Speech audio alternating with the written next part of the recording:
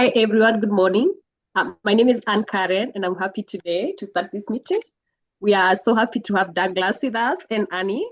And I really want this interview to be so productive. We have people who are watching and would like it to be perfect. Okay? I'll hand it over to Annie.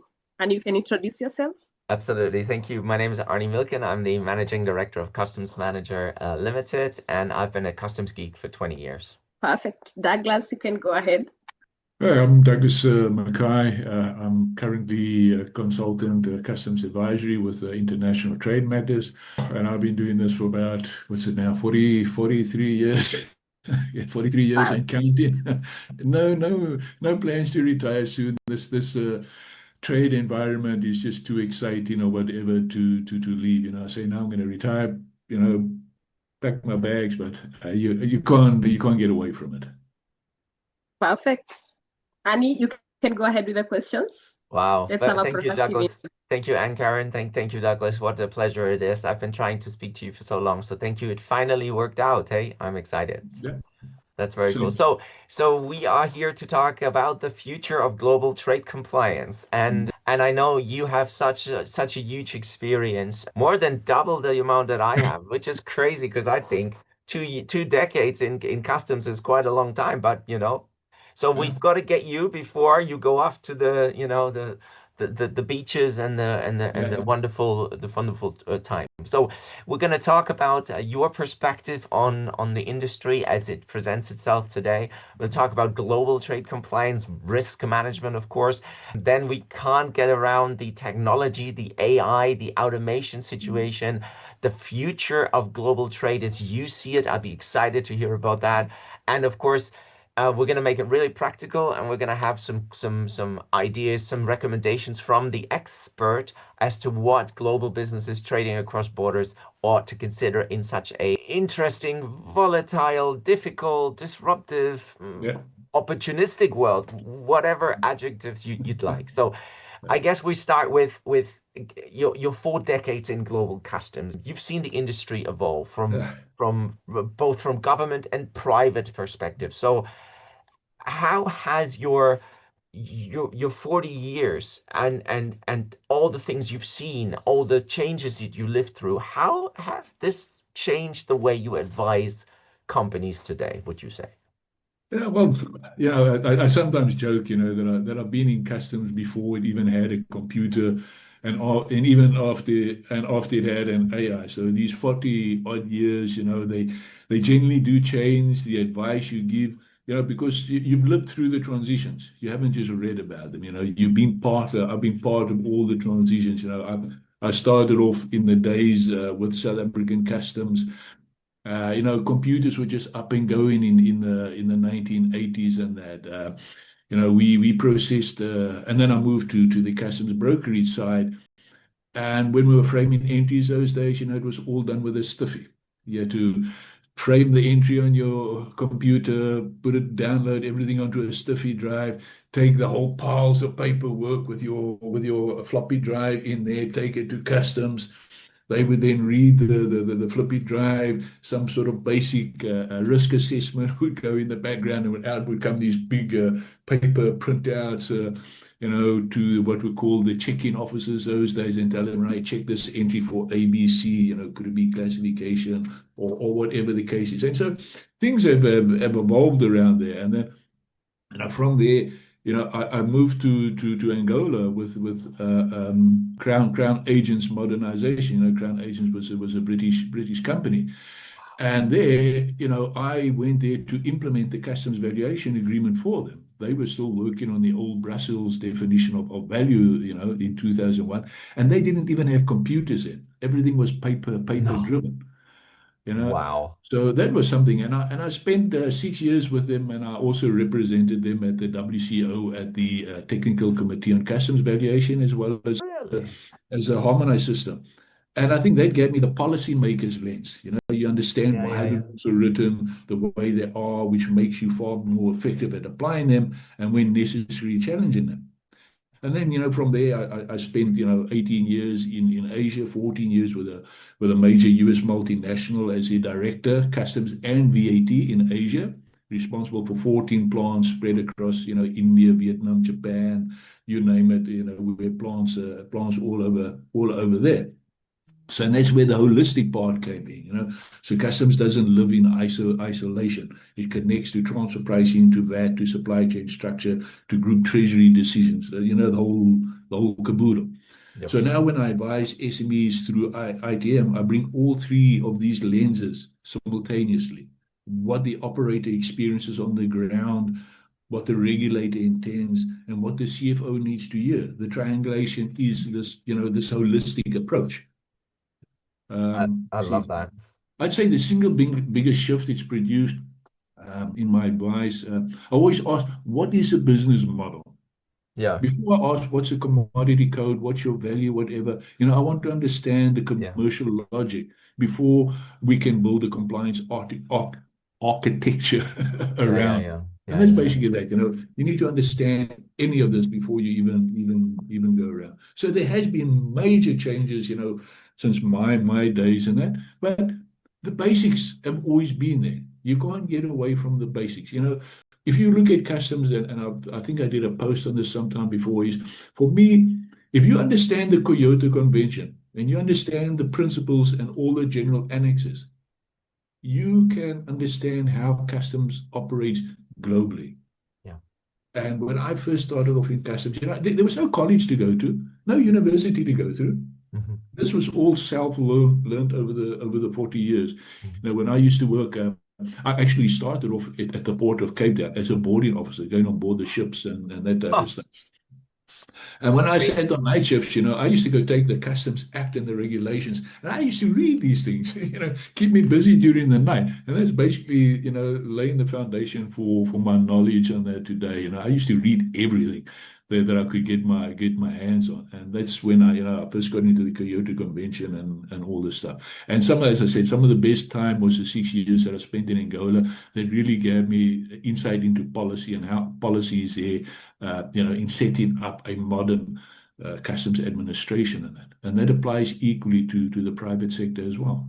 I find that so interesting because we don't, I'm here in London, I'm in Europe, and we don't hear, if we don't, actively look for it, we don't hear the international perspective. And one thing that attracted me to customs all those years back is because it was practical, it was business related, and it was global. And what your story tells is not only that it is something that's feverishly complex, which is great, but it also is so international and it enriches your life, yet it lives in its own bubble. Wouldn't you agree? No, I do. I mean, I've traveled so many places around the world, different cultures, different nationalities, and that. India is one of the most complicated places Oh, that yeah. I've been Oh, yeah. in. But once you get there and you understand how they work, I was there, before they implemented GST and that. So they had the old sin, VAT, and excise taxes and Oh, all of that. yes. It was I really remember. complicated I worked in and all India that. as well. So I have been, when you move from region to region, the excise laws change Yeah. and vary. Yeah, It's I so mean, then, interesting. and obviously I was based in China. Most of our plants were in China, so I'm used to dealing with China customs Hmm. administrations, their orders, Oh, royalty orders, transfer pricing uh-huh. orders, and that. And in Asia, everything is about face. You have to give face to these customs officials, not upset them and all this type of stuff. The Yeah, advantage that's that so I true. had as a foreigner, I could go with my staff. I could sit across the board.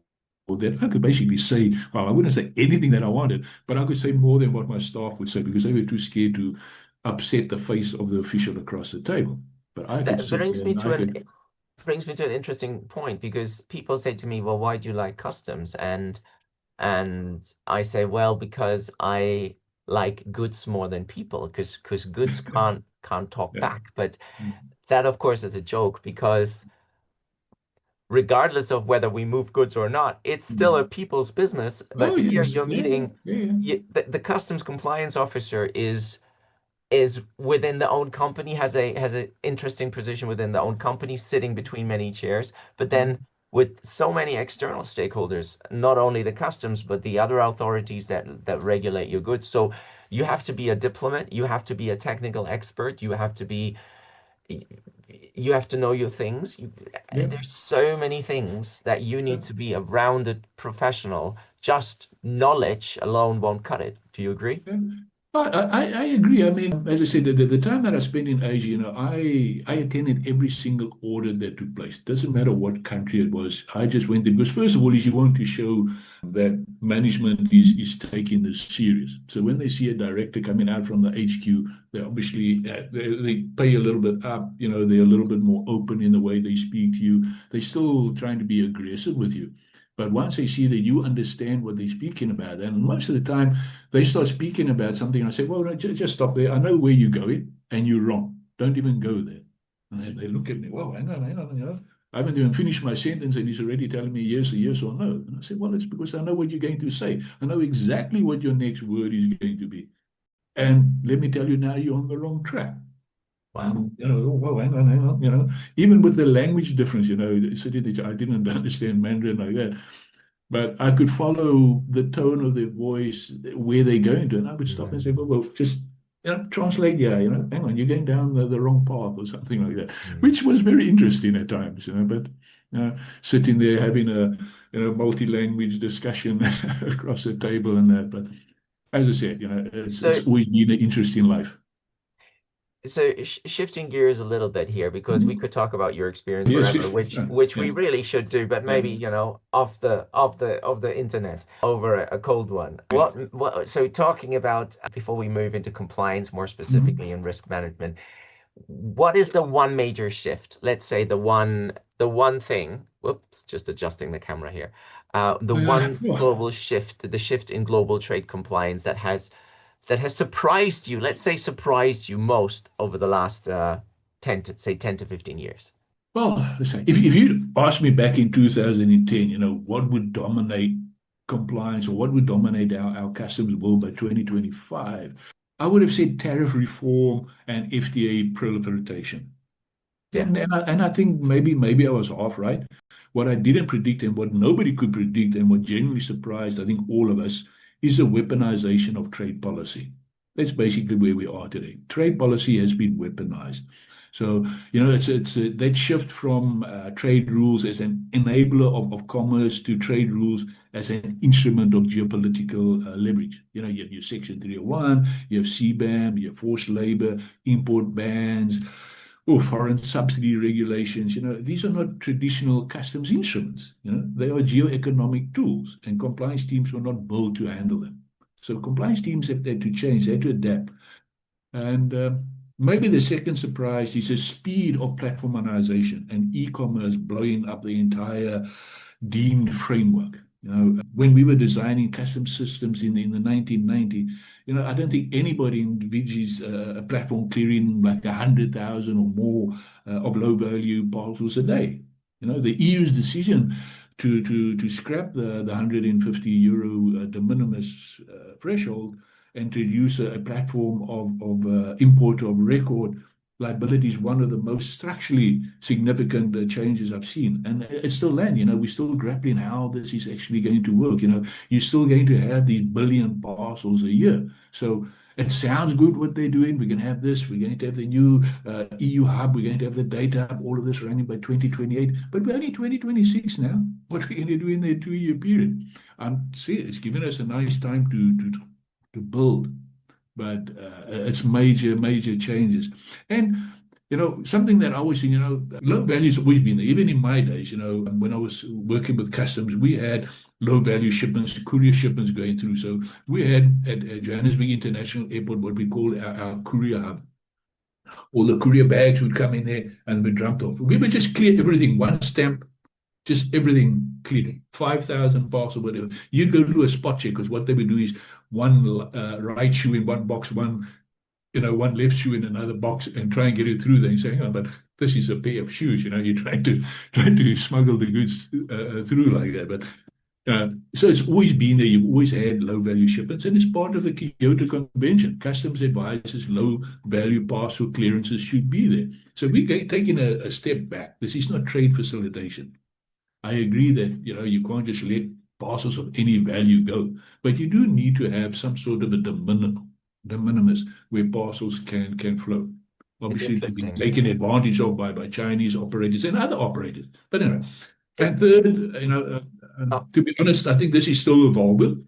mhm. You know, as how transfer pricing and customs valuation have collided. 20 years ago, TP advisors, customs advisors, they really spoke. Even today, they still hardly speak to one another. Now, post-clearance order teams in China, EU, UK are using TP documentation to challenge declared customs values. So, I spent 6 years at the WCO technical committee on these issues, and it's no longer academic. I remember I attended the first, what was it, 2007? It was the first global conference on transfer pricing, and I think the second one was in 2009, I think it was. Yeah. And we're now in 2026. The wheels go so slowly. You know how long it takes to get a case study through the WCO? It takes them 3, 4 years to get one case study through. The commentary that they had on transfer pricing, commentary 23.1, that took them from 2009 to 2016 because it has to be unanimous. If one country disagrees, sorry, it's not like the HS committee where it's a vote. Valuation is unanimous. One person disagrees, it lands up in what they call it, part three of the conspectus, where no decision has been made. So 7 years to get through a commentary on the use of TP documentation. That's It's we'll speak amazing how slowly. the WCO sometimes even moves to HS 2028, right? I mean, if you think Yeah, about it like this, it's yeah, quite an achievement that yeah. we managed to get the HS codes through. Well, with valuation, as you said, it's just No, I an mean, well, that works amazing in mission. 5-year cycles. So that's that is understandable. So the HS is a little bit complicated. They try to say update, but unfortunately, technology moves faster than what the HS review committee works. I mean, I've sat in some of those panels, and I've just been flabbergasted at the depth that they go into a product, or to change a tariff line, or Yeah, to yeah, yeah. add, or to change. That is when the political beast gets on board in customs and that, because then there's a lot of politics and that behind it. Well, that's So, another but what aspect, it right? all, To yeah, have yeah, to have the politics in there as well, yeah, and so you're almost like a little politician there as well. But thank you yeah. so much for Yeah. that perspective, Okay, and well, it's really important. I think just to finish it all, I mean, what Yeah, it of means course. maybe for business is, that compliance perimeter, has expanded dramatically. You can no longer you can't put a ring fence around custom, sorry, as a logistics function. It now sits, as we like to say now, it sits at the intersection of tax, legal, ESG, and government relations. So that's a genuinely new operating reality, and that's where we are today. Yeah, yeah. I mean, you are right, and it's interesting how it all evolves and how it becomes more strategically Yeah. relevant. And I love how you have not once said the word US so far. So I'm very impressed by that, I must say. And you're sticking to the global arena, which is really great. I myself have seen the WCO evolve as member of the PSCG, the All Public right. Sector Public, Consultancy public, Group. yeah. So, and I've been fortunate enough to visit WCO headquarters several times for conferences and events and whatnot. So it's always a pleasure because you get so many global perspectives Mm. and so many Mm. different ideas that you wouldn't think of in your own Ah, yeah. little I local remember community. sitting there, years ago, when the Sageway first came out. I think it was in Japan. They brought the Sageway to the Harmonized Committee. That evening at the hotel, they said, right, customs people come around, you can drive the Sageway. So in the hotel, we all driving the Sageway through through the hotel. And So and, let's talk strategically here for the people watching. They're interested in compliance and in this interesting world that we live in. What would you say is the number one fundamental pillar that every global company now we come to the company part. What do you think? What is the one fundamental pillar that every global company must maintain I think to I have think for me compliance now, and a strategy okay. across all EU, US, Asia, as you wish? As I said, the way things have changed in industry from the 1990s, 2010 to where we are today, if I could mandate one thing and only one, it Mm. would be a government structure that owns compliance at the senior management level. Okay. Everything else follows from that. And that Okay. is what I tried to do, when I did by building a compliance. I Mm-hmm. like to build it around the ISO 37301 structure, not the US Department of Justice structure. Yep. I build a compliance section around ISO 37301 using the PDCA, Tell us Plan, a little bit more Plan about and Check that Act. that ISO Well, let's standard. say ISO, as you know, they have all these standards, etc. And that. That's So right. this is your governance structure, how to set up a compliance section. What I say is, don't work in isolation. Don't build silos. Yeah, yeah, If yeah. you have a compliant trade compliance, it must be part of your ESG system, Mm-hmm. not a separate silo. So Mm-hmm. governments needs to flow all the way through. The board needs to take ownership of trade, not stick it in the back drawer somewhere, hiding away in logistics, and not having a manual that is stuck away in a drawer. It's drafted and then it's in a drawer gathering dust. Nobody sees it again. There must be a live document, Mm-hmm. part of the whole ESG culture now. I can see a lot I of said that is what people I go through when lingering. I do my building a trade compliance. It's meant for SMEs. So I'm not saying, Yeah, you don't have to go spend $500,000 or yeah, $100,000 on big four companies or yeah. whatever. This is something you can do yourself by Wow. keeping to the basics of ISO 37301. And Nice. that's what I go through in a 19 minutes seminar, Nice. how to do it. And again, I also give some free material that can be used, like a policy statement, etc., and that can be used. You can immediately type your company's name in it, make some minor adjustments or that to it. Do share, do share. We're all Yeah, about yeah. making this very accessible No, no, for our audience. that can be. And I think the number one failure that I've seen repeatedly at multinationals, at mid levels, and SMEs, and that's what I'm saying, is that customs sits at logistics. And Mhm. logistics reports to operations, and operations is measured on cost and speed. Mhm. Compliance is a second order concern until there's a crisis. That structural misalignment produces risk. I mean, I remember, when I was working with this big US multinational, the vice president would come in. Well, the shipment out of customs now, and he's banging the table and he's shouting and screaming. That's right. And I'm telling him, whoa, whoa, whoa, whoa, whoa, whoa. You've just imported second-hand equipment. You didn't tell anybody this is a second-hand plant equipment that you've imported. There's procedures to be followed. This is what to do. Now, for me, it's okay. I can stand up to the vice president because I'm at that seniority level. But what happens at a plant level or at That's a right. shop floor level? They're poor logistics guys. Somebody from top is screaming at him, I don't give two, blah, blah, blah. What you do, get that out of customs now. And this is where you get pushed into the realm of corruption. Somebody thinks, no, I need to go put a couple of $100, and get customs to release a shipment. So together with your broker, straight away you're going from a compliance to, risk and that. And this is really where customs officials or whoever it is, this is where bribery and corruption creeps into them because of the pressure on somebody to release a shipment. And that is, yeah, So that's a lot of it. thank you so much. That was really insightful, and I am already seeing people. Like I can imagine people already Googling the ISO standard on that. So, question on the opposite then, or kind of the blind spot that you see when you in your years. What is the most common compliance blind spot that eventually would create significant financial and legal exposure of a business? Is it that siloed thinking, or is there anything more particular, like you would pick origin classification or valuation Yeah. or what it would be? Is it Well, organizational or again, specific? yeah, I mean, again, I come down to the silo because Hmm. it doesn't matter what you do, even where you move your trade compliance, even if you move into legal to finance or wherever, we still have this of operating in a silo. And until you stop working in a silo, you're going to have risk. And the risk is not going to be properly identified if you're sitting in a silo. If you're not communicating across everybody in a holistic approach where everybody can see what everybody is doing. That goes from training the people in the warehouse, whoever it is, to the finance, to the purchasing, to sales. They all need to understand the importance of customs and understand it. It's good the trade person is there. He knows customs valuation. The purchasing person doesn't. The salesperson doesn't.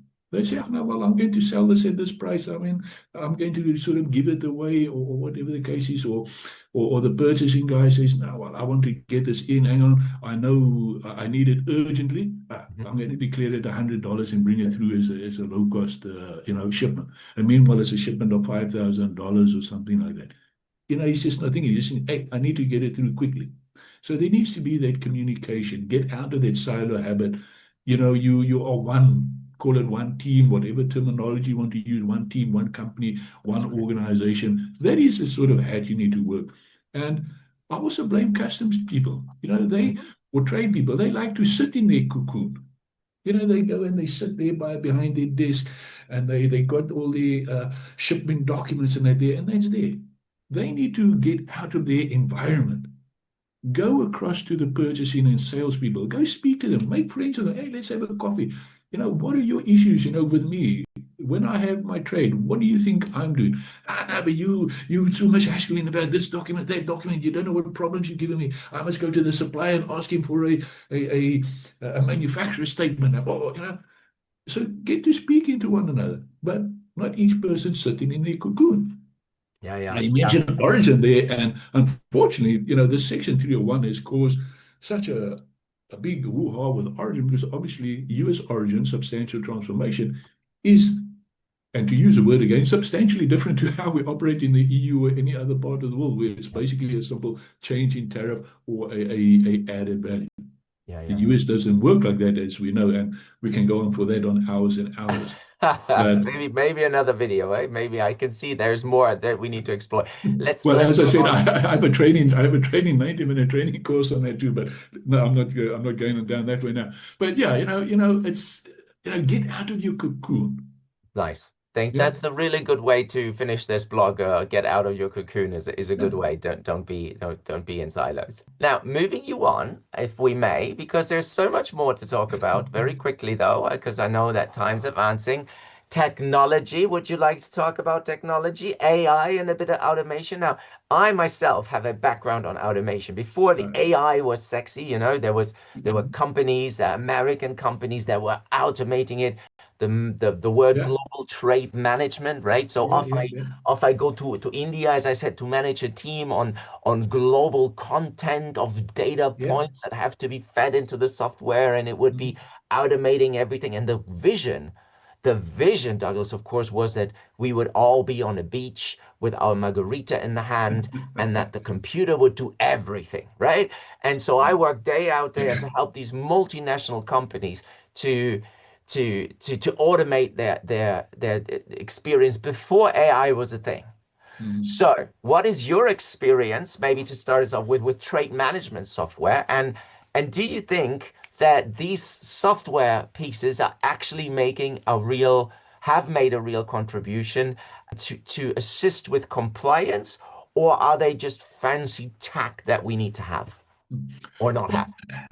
Let me put it this way. When I was with this US multinational, we didn't have any of these fancy tools. We didn't have this, what is this big one called MS, what's it called? The big European one. Let's leave I can't think them of the all names out. of that I now, mean, but like they can do their own and all these adverts. different tools in that. We didn't have that. We worked on spreadsheets. The company wasn't prepared to go and pay hundreds of thousands of dollars on some fancy tool or that. We didn't even have one tax source. We didn't have that. So I had to work around with that. And you mentioned India, and what I actually did is I went to India and I went to some software people. And I said, look, I want a basic thing that is going to give me visibility. You do something for me. So they built me something for, I think, less than $20,000. So I had a tool for customs, and this is basically using OCA technology and blah, blah, just everything scanned, dumped in there, and then it split everything out there, line option, what the unit price is, etc., and that. And I could then see, right, part number X, right, it's $2 in China. Hang on, but it's $3 in Thailand. Why is there a difference in price there? Is it because of freight? What is it? I could see origins and in there. Okay, can I use the FTA? So a very basic tool. As I said, it doesn't have to be something fancy or that.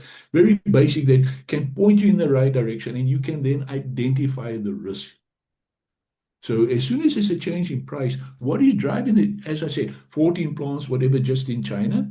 So a lot of these plants all import the same part numbers or same commodities, different Yes. purchasing departments, etc. So why is So there a difference in visibility price? and transparency is the That's key right, to give you advantage here, or visibility. is there That's right. else? It's to give you the visibility over your data. Everything comes down to data. You need the visibility of your data. So how you do it? If you want to go spend money on other tools, some companies need it. I mean, they obviously have millions and millions of SKUs. Mm, Right? So exactly. they might need something like that. But if you're sort of a medium enterprise company, Hmm. you can build up a very simple data tool that to give you visibility. And I use the same principle for VAT. So I could track all my purchases, my input tax, and Hmm. all my output tax. Again, to give me visibility so I could identify where risks are. Where, if I'm going to a country, what can I look at? This plant, Okay. I notice these figures are this. Explain this to me. Let me understand this. Yeah. Okay. And that gives me insight. For example, tooling, Yeah, I yeah, yeah. see, you've built XYZ company for this tooling. Mm. Where's the VAT? The tooling Yeah. stays in the country. It hasn't been exported, therefore it's a domestic supply. You should have charged, let's say Thailand, for example, you should have charged the Japanese company 7% VAT. No, but this is a export and then we can't charge them VAT. No, where's your place of supply? So these sort of tools give you insight into it. And if you're in manufacturing, tooling is still one of the biggest problems. And not only from customs perspective, but as I said, from VAT perspective, because they don't realize that this tooling, because it stays in the country to manufacture the goods in the country, there is a VAT liability. And then they also don't realize that amortization needs to be added for the customs valuation perspective. Again, Yeah. that Yeah. silo approach. People are not communicating So to one another. So I love all this. You say visibility that these tools are helpful for visibility, and these tools are helpful for transparency and to identify risk, which all linked to visibility as far as or what I'm hearing from you. But of course, we've got to get to Yeah, the elephant in the room, which is AI. now that AI is here. Are you Yes. telling me visibility is all we're doing? What AI wants to do is do No, no, a no, no, no. That's clone not of all. you. AI-driven compliance. So there are amazing classification tools out there. Yeah. I tried this on my favorite lately was collagen drink. What Mhm. is that? Is that water as per HS22, or is this a supplement as per HS21, chapter 21? So, and it gave me all the rulings, all the information. I just needed to sit there Yeah. and receive. So Well, we are at the point where we don't need human expertise anymore. Surely Douglas can happily retire and the AI version of no, Douglas no, can no. take Okay. over. Is that right? Okay. No, no, no, no. You have to work. You have to work together. AI cannot work. Again, use a tool. AI cannot work in a silo. AI needs to be part of the process. Okay. So what I'm saying is AI cannot yet replicate the judgment call in a genuinely novel regulatory situation. Okay, when the EU introduces a new instrument, let's say the foreign subsidies or the carbon border, the first filing in novel regulatory space requires human interpretation, intent, engagement. Engagement with regulators and professional accountability. AI has no base of decided cases to draw on. Practitioners do. Right? So it's the first step. I would say that maybe 5 years down the line, AI would be able to do that too. They'll be able to get that practitioner's part and build into it. There's also the relationship dimension. Customs administrations in many jurisdictions still operates on relationships between the AEO and the customs authority. That institutional relationship, the trust built over years, is not replicable by a tool. But my prediction, by 2030, the customs compliance function in a large multinational will have substantially fewer, as you said, mid-level generalists and substantially more specialists Mm-hmm. in TP, customs valuation, origin, trade, whatever, who are working at the judgment layer that AI cannot access or cannot currently access.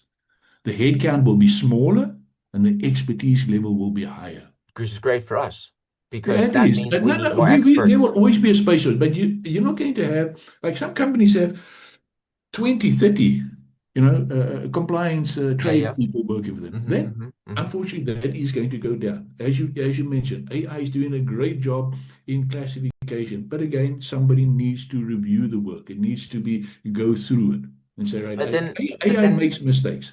then You let can me. even use it for classification. You can put it in Yeah, yeah. classification, put your transfer pricing documentation through it and say, right, come up with the operating medium, etc., Hmm. etc.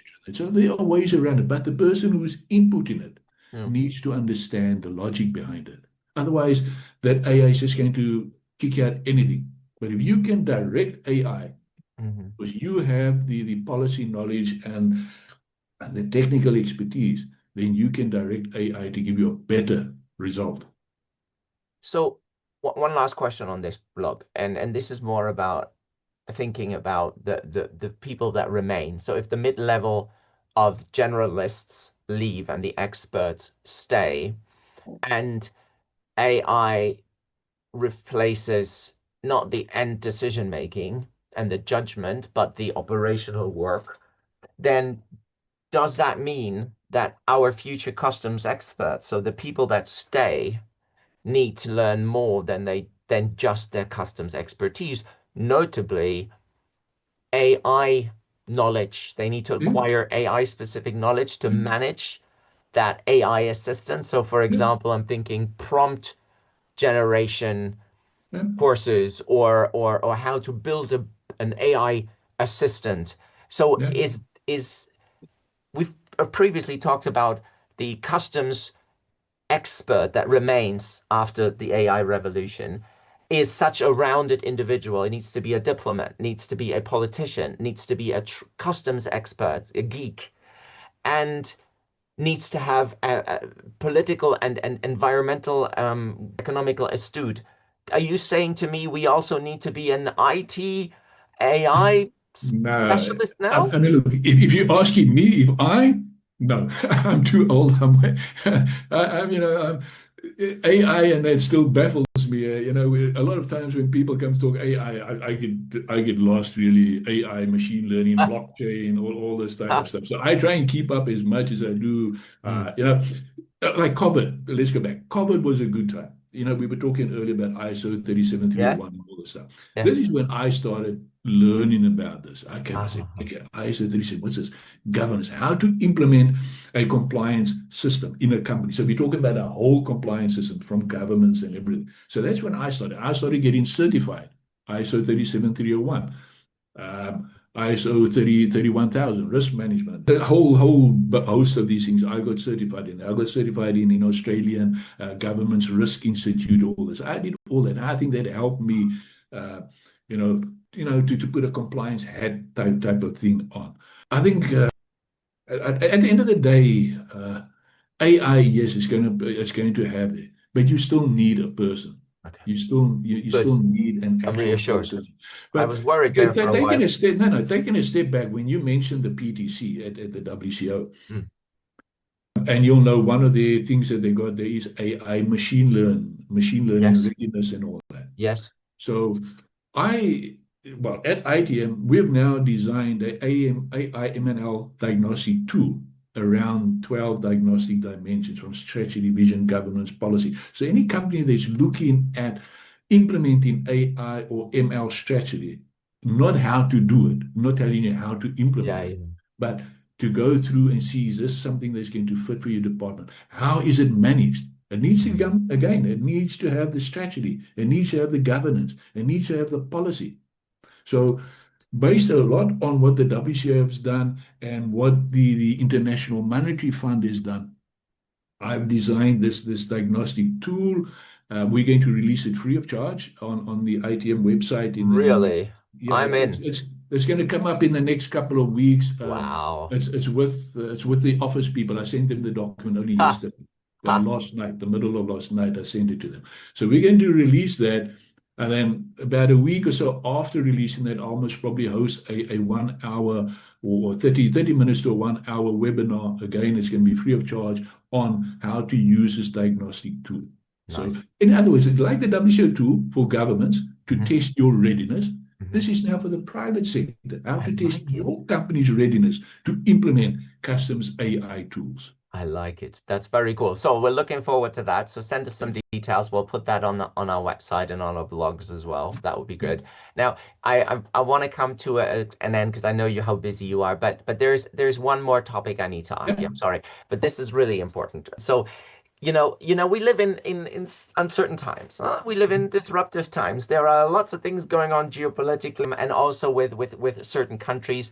We see things that are popping up that are terms that I didn't know existed. For example, friend shoring is one of those, right? We see geopolitical fragmentation. We see on one spectrum there is almost a sense of global trade bullying or weaponizing of global trade on one hand. And Yeah. on the other hand, you see a completely different development, which hopefully you see as different as well, which is all this ethical sourcing decisions, this ESG, this environmental protection, and the role that global trade customs plays in there. So you have the CBAMs and the EUDR on one hand, the noble causes, so to speak, the ones to save our planet, Yeah. which is disrupting the whole thing in the most neutral sense possible. On the other hand, you have geopolitical tensions which disrupt global trade flows, and you have a certain unpredictability that is, of course, the complete opposite of what we need in cross-border trade. So companies sit there and they go, well, how can I?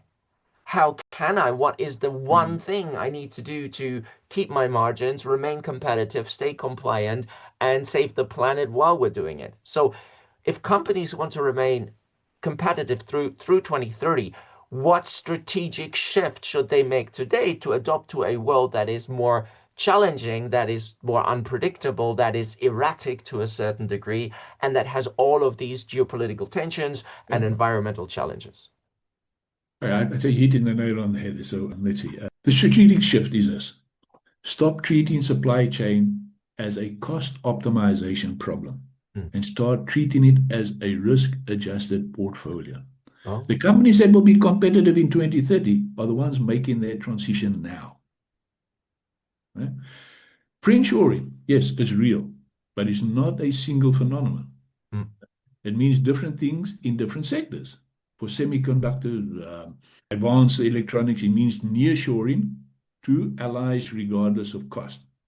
For consumer goods, it may mean a dual sourcing to reduce single country dependency rather than full relocation. The strategic question is, what is the risk profile of your specific supply chain, not what's happening generically? It's back to, understanding your supply chain, mapping your supply chain, understanding the risk in your supply chain.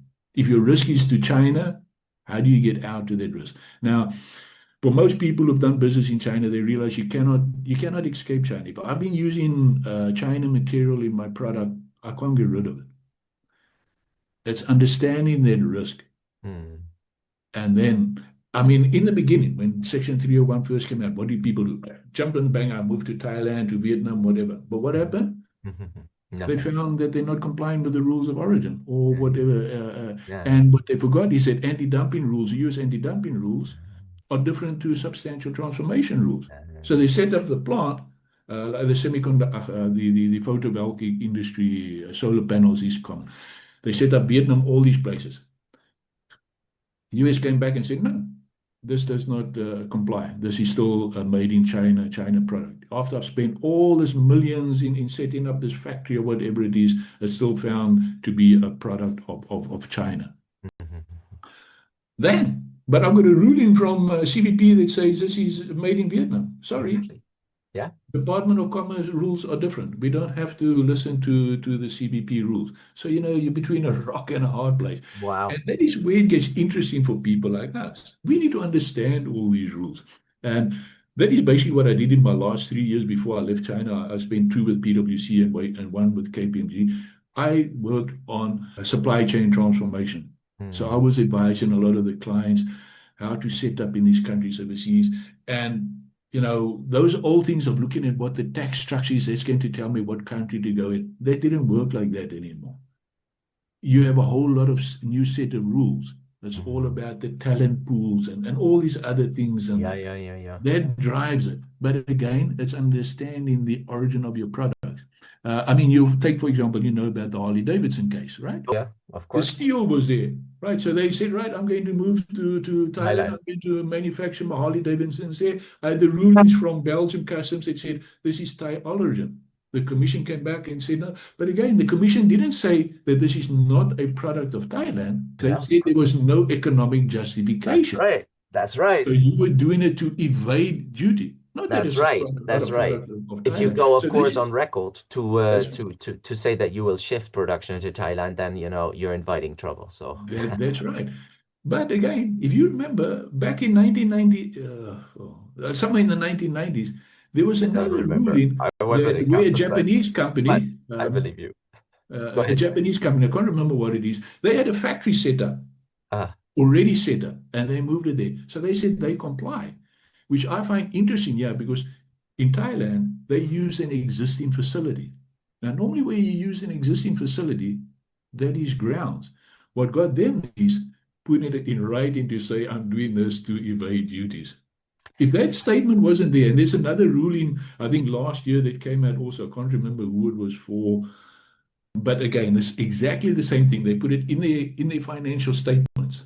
but I want Douglas, to evade the duties. Douglas, all you're telling me here, right, is I'm asking you to tell me about how it has changed and what we're going to do now Okay. because of we are in such a geopolitical trouble. But what you're telling me here is two things. Number one, do what we've always been doing, and that's be compliant. That's going to be one of the factors to get you to make you stay competitive. And two is not to think of customs as the get out of jail last stop before the goods Correct. move, Correct. but to bring customs from the back end to the front Correct. end and think customs first when you do Correct. supply chain planning. So that goes back to no silos. And that brings me back to if you forget about customs, you are in trouble regardless of the political, social, economic environment that you're in. Correct. What I would say is what companies should do is they should now appoint a head of trade strategy, not just Ah, a head of customs, a head mhm, of trade strategy who mhm. sits at the intersection of supply chain, tax, legal, and ESG. The Yeah, government structure is a foundation yeah, for competitive resilience in the world we're in today. So we want a head of strategy, trade strategy, not a head of customs. That customs hat needs to change. competitive resilience. I just heard that. I like that. That we need to explore in another video. Competitive resilience. That is Yeah. maybe you said It's the maybe whole the key thing. I mean, word. if you go back to risk management, how much risk can you accept? How resilient That's is your right. supply chain to this risk? I mean, do you have ethical sourcing issues, forced labor, CBAM? All of this is back down to mapping your supply chain. 10, 15 years ago, you asked your customs chap to map the supply chain. Say, what are you asking me? I'm customs. Go to somebody in the supply chain logistics, ask him to map the supply chain. Don't come to me with stuff like that. Or if you Mhm. go to your customs head, he's going to say, look, this has got nothing to do with me. Yeah. I work with customs. So that silo thing needs to change. The hat needs to change. Your way of thinking needs to change. And AI, yes, can help you. AI is a wonderful tool. I use AI almost daily, but more from a research perspective because Of AI course. is able to gather all this information. And then I can analyze it myself using my knowledge and experience, put sort of a policy hat on and a regulars hat on and interpret all this type of stuff. Yeah, yeah. Okay, Daniel, so much to talk about, so little time. I wish we could spend more time Yeah. together, but we'll just have to do it, off the YouTube, off the socials in a pub. Last question, and then we'll let you go on your merry way. Closing thoughts. So we've talked for an hour now about the world of global trade and how complex, how fascinating, how amazing it is from your 40-year journey all the way to AI and the future. So we just covered about 70 years or 50 years or half a decade or half more than a half a century almost of time and evolutions. what final piece of advice would you give businesses trying to navigate today's? I have a sense I know what the answer is, but what final piece of advice would you give businesses to navigate today's business, increasingly complex trade environment? Well, I mean, I'd put it in two. One is, global trade is generally complex, but it is not unknowledgeable. It rewards preparation, intellectual rigor, and professional integrity, right?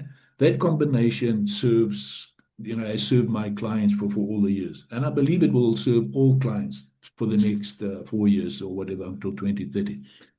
If I were advising a company today on where to invest in compliance capability, e-commerce, platform liability, and CBAM are the two areas that will generate the most demand over the next 3 years. And they're both areas where the specialist knowledge base is currently thin. Yeah, yeah. So Lots to look at. If you're concerned by CBAM, then that's an area to look at, and e-commerce is huge. And take it, UK is also looking at doing it. So a lot of people are forgetting that the UK is moving to CBAM in 2027. I don't see many articles about that. I wrote an article on the ITM website on UK CBAM for 2027, which people are putting blinkers on. They're not looking at it. I can show you all the articles that I've written on it. So we must connect for sure. Yeah. I am so thankful. It is not usual to have so much quality time with such an esteemed expert and specialist such as yourself. Also, it is special to have the opportunity to hear your experience, and from your experience to see where the future direction is going. And I think that's extremely helpful for me, but also for our audience, who in many cases are companies around the world. They are small and medium enterprise trying to make sense of a complex global world, and it is appreciated. So, Anne-Karen, I'm going to pass it back to you for your closing remarks. Just to close, what I always say is, remember, we're not reinventing the wheel. Customs procedures have been there, and they've been there for ages. AI and all this type of stuff might be changing the way it works, making things quicker, and giving more data access to that. But the basics of the customs process has not changed in the past 60 years or whatever it is. So we're not reinventing the wheel. It's to go back to see what that customs procedure process, what the basics is. And that's why I said your knowledge of the Kyoto Convention, the specific guidelines, etc. If you understand that, it lays the foundation of how you can interpret customs policies and procedures and that. Once you got that, it gives you insight. Then you can say, I can understand the rules in India, in Bangladesh, in Vietnam, because they're all built around the same wheel. I'm not reinventing it. Nothing else to say. Thank you so much. Thank you. And Karen, thanks for bringing us all together. The final words are with you. Thank you so much, guys. It was very entertaining.